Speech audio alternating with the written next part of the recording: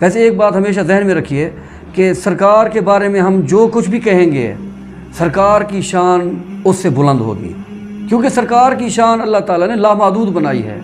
اللہ کی ربوبیت وہ بھی سمجھ میں نہیں آ سکتی اور سرکار کی شان وہ بھی سمجھ میں نہیں آ سکتی۔ سرکار نے جس طرح فرمایا کہ لم یعرفنی حقیقتاً غیر ربی، اے ابو بکر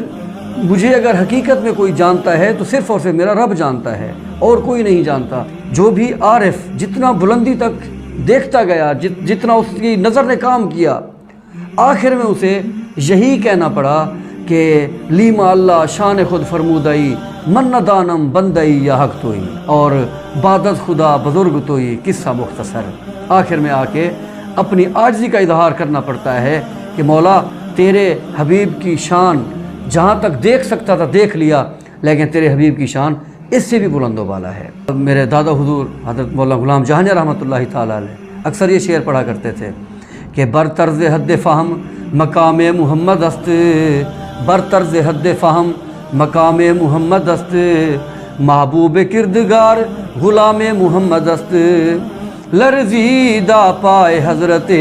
موسیٰ با اوج طور، عرش بری مقام خرام محمد است۔ کہ اللہ تعالیٰ نے اپنے حبیب کو جو مقام عطا فرمایا وہاں تک ہمارے دماغ نہیں پہنچ سکتے، لیکن جس طرح اللہ تعالیٰ کی شان سمجھ میں نہیں آ سکتی، اسی طرح اللہ تعالیٰ نے اپنے حبیب کو اپنی اسی شان کا پرتو عطا فرماتے ہوئے آپ کی شان بھی ایسے بنائی ہے کہ حقیقی طور پر سرکار کی شان تک کوئی پہنچ ہی نہیں سکتا۔